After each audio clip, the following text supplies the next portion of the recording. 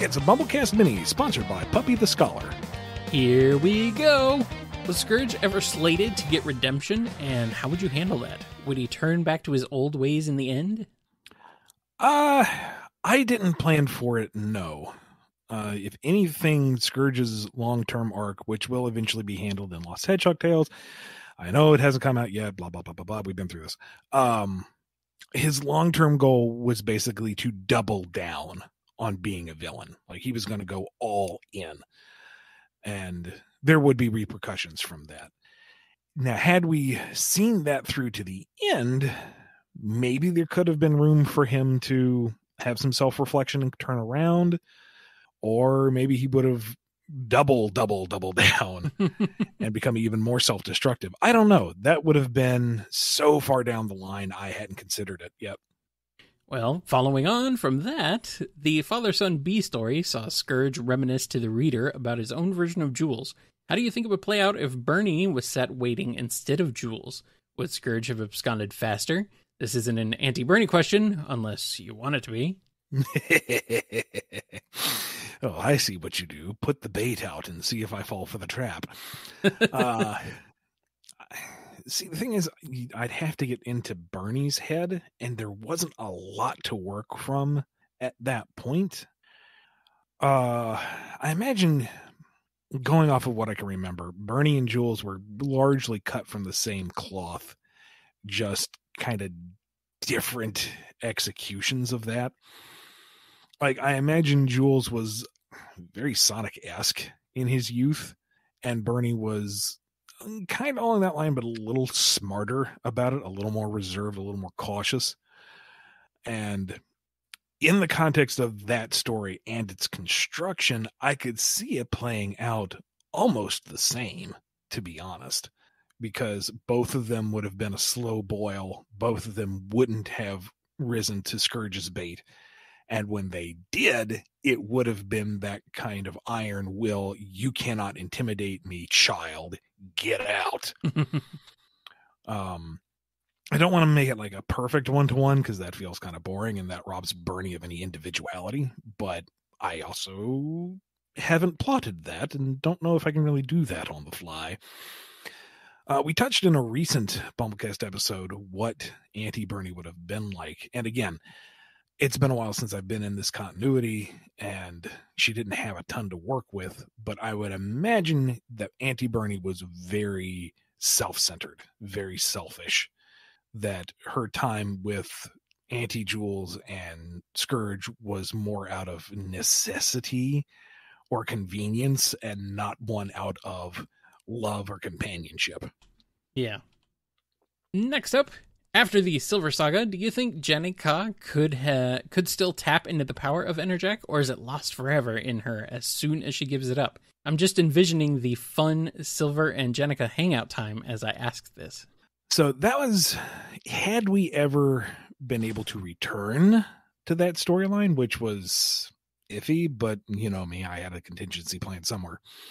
That was something we were going to explore, is the corruptive nature of the Enerjack curse on someone as pure as Jennika, which I think the end goal there would have been, you know, she would have been tempted, and, you know, the whole ultimate power ultimately corrupts thing, and that she would be able to give it up in the end because she is a good person and she is able to do what the previous Enerjacks could not, and accept that she could let go of that power. And once she did, yeah, it'd be gone.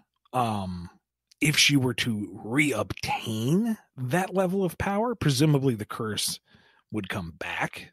It's a lingering issue, and any other Enerjacks to come after her would deal with that. But with the loss of the power, so too the persona and the temptation, if that makes any sense. No more Enerjack. Although I miss Enerjack. Enerjack was kind of cool. I won't... one of those things I would like to see. I mean, I remember, you know, tossing the idea to Tracy. I might have done like a bad sketch of, you know, kind of want Dark Machine God Enerjack. Can you do anything with that? And he churns out that design. It's like, oh, Yeah, you could do something with that. Yeah, yeah. All right, our next question from Puppy.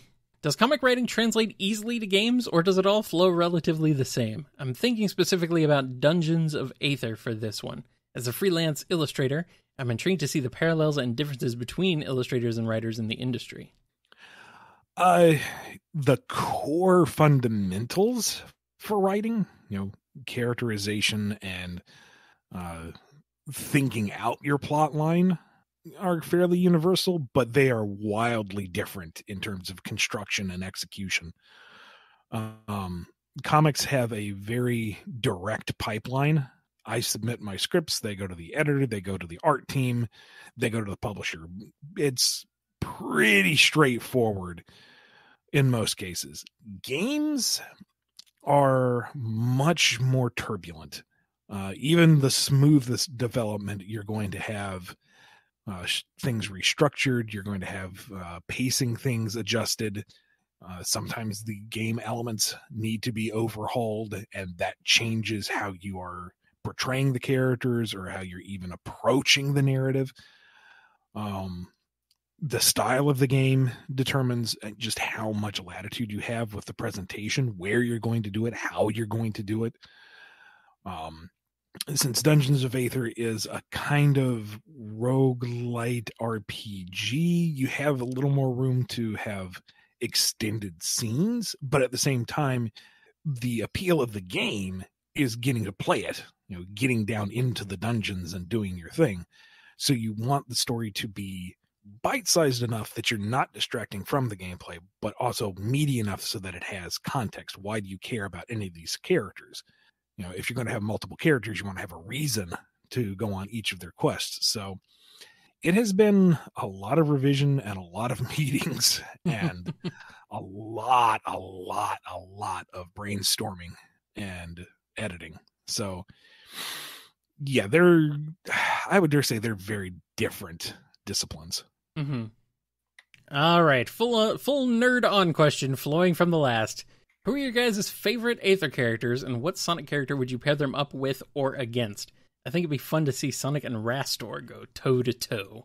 Also, hi Kyle. Sorry, Kyle. I feel like these are all pretty Ian-centric questions. I hope you're having a nice day. Hope you're doing well. Ian too, of course. Thank you, Puppy. I appreciate that. Oh, favorite Aether character. Dadgummit.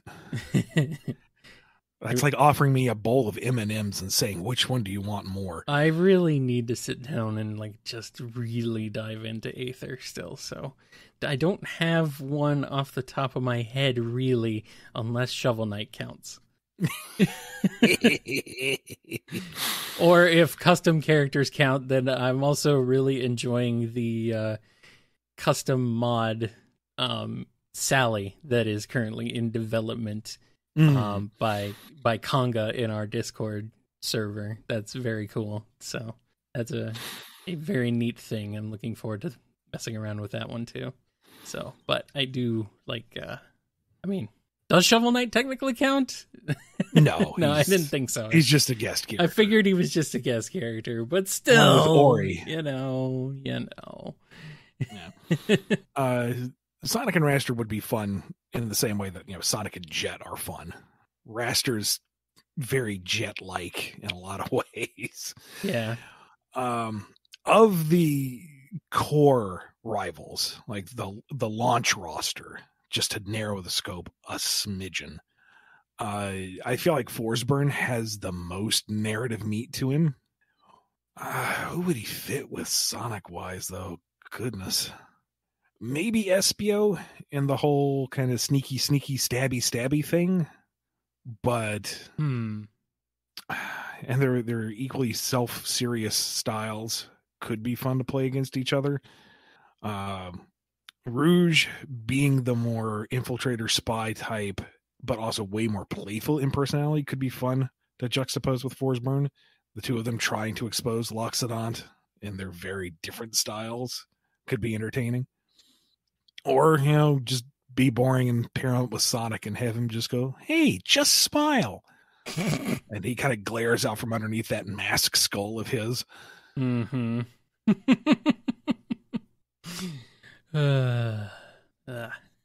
Sonic. Next question from Puppy.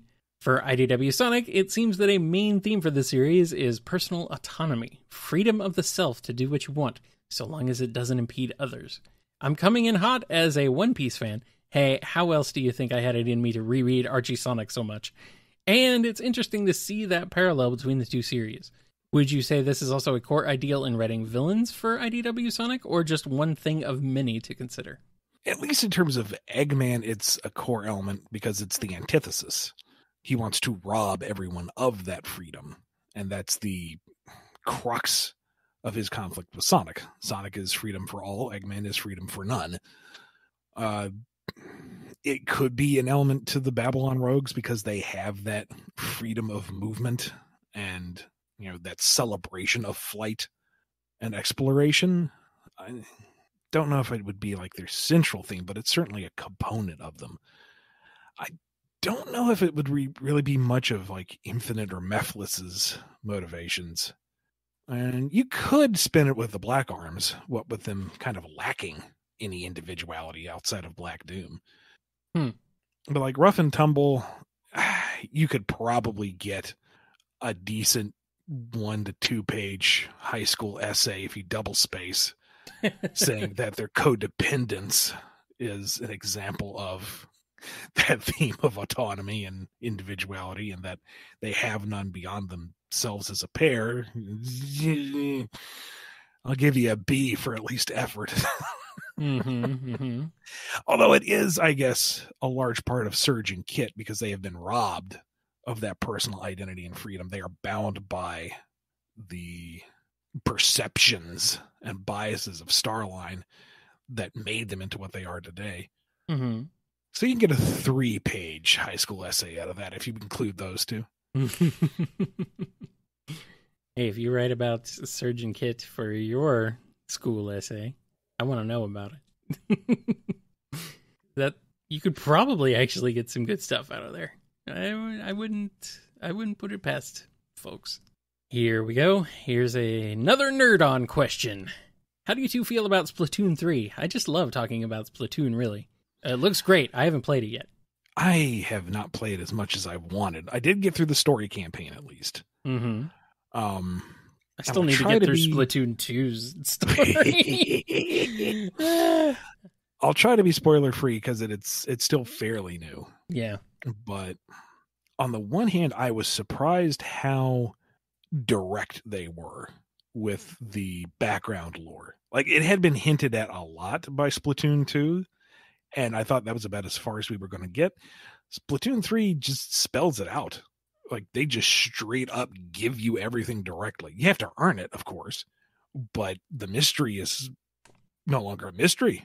It's just there. Cool. And I kind of like that. I miss the mystery aspect, sure, but it's the third title on a primarily multiplayer, frag fest. So I kind of appreciate them tying a bow on it. It's just there. It's done. That's neat. It's time to move things along, dang it. The motivations and executions of the final antagonist weren't very satisfying to me, but there is some environmental storytelling done that I completely missed, and Leah pointed out. That's like, oh, that's nifty if that all syncs up. And I feel like it's legit. So it's interesting how they covered their bases in that regard. And the way they implemented the new hosts into the story was refreshing and fun. And towards the end of the game, it's got one of the best interactions. I'll leave out most of the context, but Party A says, overall, it's fine. If I have one critique, it's that it felt very much like a surface level retread of the Octo expansion. But I'm wondering if they did that for expediency's sake, and the DLC campaign, which has already been announced as coming, will do something new and interesting. Like, here's the stuff you remember from the old game or the previous games. Here you are, enjoying it again for familiarity's sake. And now we're going to get nuts with the DLC, maybe. Because that's what Octo expansion did. They went in a whole new direction, man, that was better than the main game. Yeah, Easy. That's what everybody was saying, and I still haven't gotten even to that yet. I mean, at least that's Nintendo Switch Online's expansion thingy makes that free, so I just don't have any good excuse except, I don't know, man. Laziness? I mean, is that what this is? Is this am I so lazy I don't even play video games anymore? I think that might be it. The Splatoon 3 never quite, for me, never quite matched the heights of Octo Expansion when you're in the final act, marching your way up the tower with Nasty Majesty blasted in the background. That just made you feel like a boss. God, that's such a good song. Just, I don't know. It's hard to get into it any deeper without getting into spoiler territory. But yeah, suffice to say, I enjoy Splatoon 3. I know they're holding back in some regards, so I'm interested to see where they go with it. Mm-hmm. And it's a fun, fresh franchise. Fresh, indeed. Very fresh. woomy. Very fresh. Very woomy. Actually, following on from Splatoon, I have a novel-length fan story about Splatoon that I've written and am editing, and about 20 pages of thumbed comic pages for said fan story. I'm still very much a novice writer. I'm wondering, what do I do if I want to reuse the story beats later in my career? Or is it more likely that I'll learn and grow as a writer and see that they were rotten story beats anyway? Both are possible. Both are entirely possible. Just reuse them and don't tell anybody. Just file off the serial numbers. Nobody will be any the wiser. I mean, what you can do is, number one, put it out there anyway. I mean, it's a fanfic. What's it going to hurt that won't get you attacked by the Nintendo ninjas? Who are the characters aside from Inklings and Octolings and whatever else you have in there? Who are they personally? What is it about them that defines them as individuals? What is it that is their conflict? And if it's, for the sake of speculating here, let's say the story revolves around turf war, and you got two teams wanting to command the same space. Step back from that, and you have two factions wanting to claim the same prize. It doesn't necessarily have to be territory.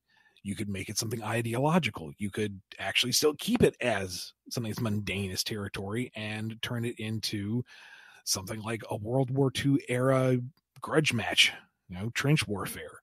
You can make it something like a couple of gangs fighting over their block of territory. You can go further back and say it's various factions going after the Holy Grail. It's still the core idea of opposing sides after the same goal and the conflict that arises from that. Now, that's extremely specific as this example. It may not apply to your story in particular.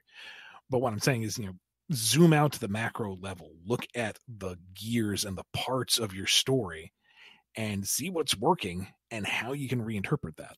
It doesn't have to be Inklings. There doesn't have to be Ink. There doesn't have to be Turf War.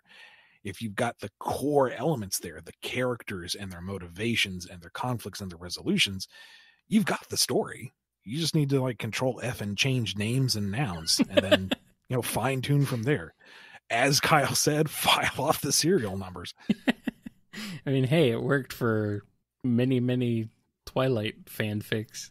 Okay, only one I can think of actually that's actually gotten anywhere, but still.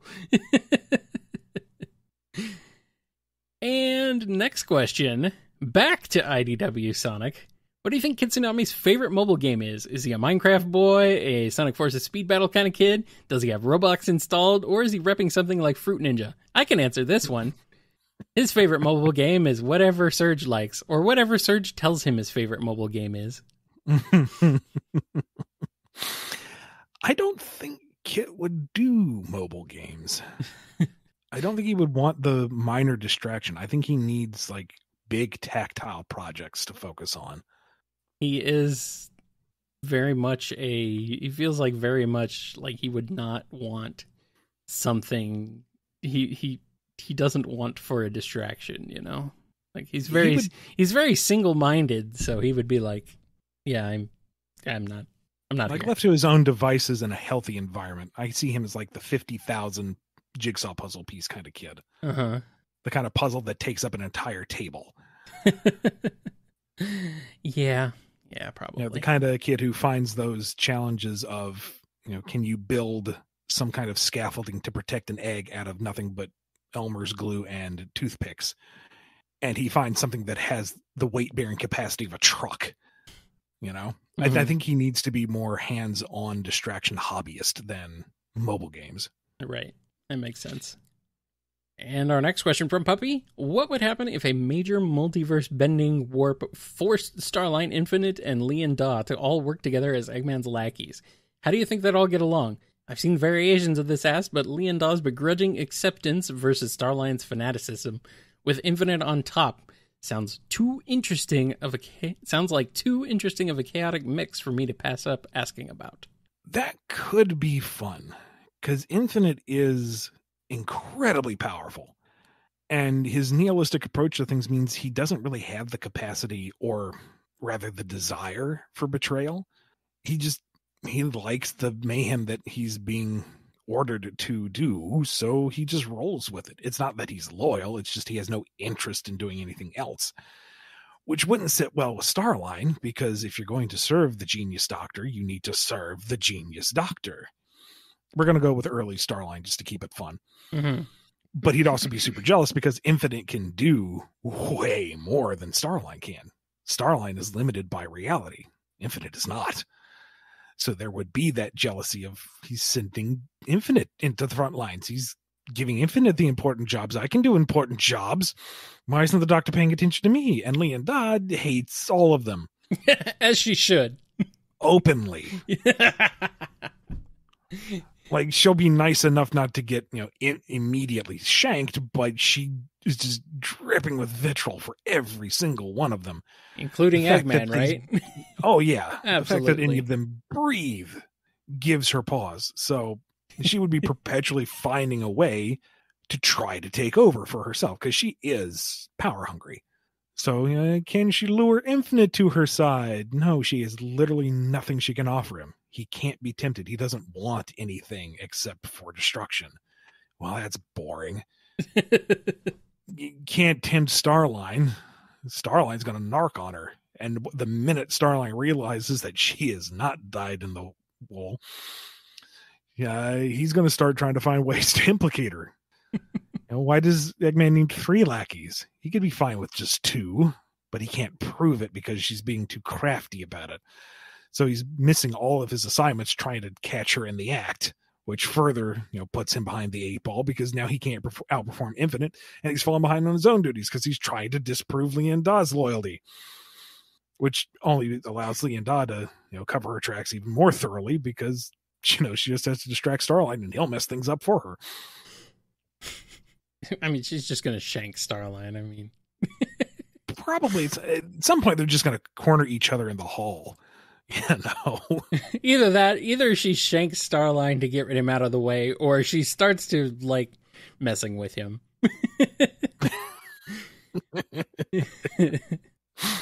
Starts to be her thing. And then they fall in love and they hate each other for it. No, let's not do that. Nah. No hate love? No, let's not go that route. Let's not go that route. We all know Starline's true love is Eggman anyway, so. I know, that's why he hates it even more. Yeah. He's just jealous that she pulls off the cat suit better than he could. I don't know, man. I don't know.